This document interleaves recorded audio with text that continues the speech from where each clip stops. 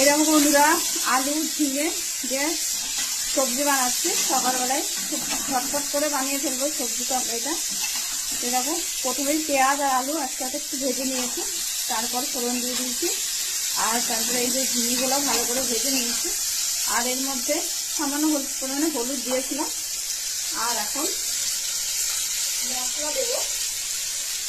তো মশলাতে দিচ্ছি দেখো আদা, বাদাম বাটা আর কাঁচা লঙ্কা বাটা।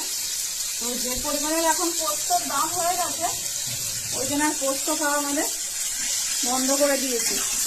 এই যে বাদাম দিয়ে কাজ চালাচ্ছি। তো তোমরা যারা পোস্ত বাটা খেতে ভালোবাসো এরকম বাদাম দিয়ে করতে পারো, খেতে খারাপ হয় না। এটা হালকা ভেজে নিলাম, এরপর সামান্য পরিমাণে একটু জিরে গুঁড়ো দিয়ে দেবো।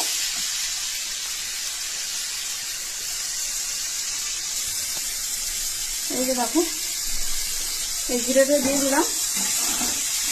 মশলাটা ভালো করে কষিয়ে নেব, একটু জল দেবো সামান্য পরিমাণে।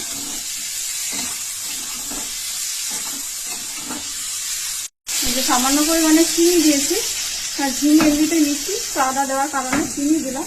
আর এই যে হলুদ দিয়ে দিয়েছি, স্বাদ মতো লবণ দিয়ে ভালো করে কষিয়ে নিচ্ছি।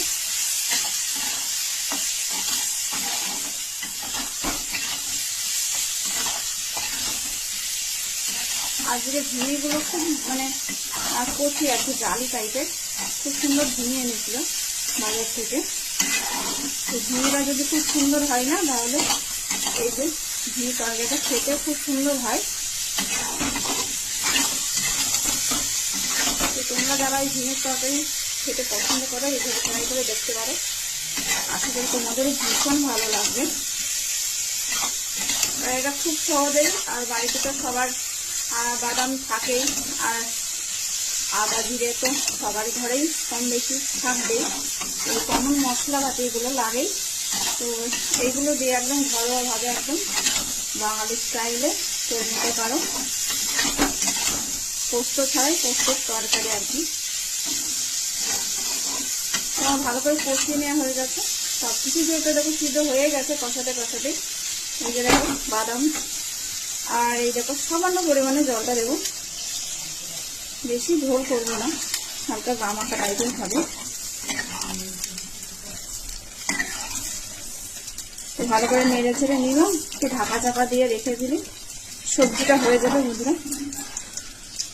তো রান্নার ভিডিওটা কেমন লাগলো বন্ধুরা অবশ্যই জানিও, ভালো লাগলে লাইক কমেন্ট শেয়ার করে দিও, আর সবাই পারলে একবার ট্রাই করে দেখতে পারো। তোমাদের কেমন লাগে অবশ্যই কমেন্ট বক্সে এসে জানিয়ে দেবো। টাটা।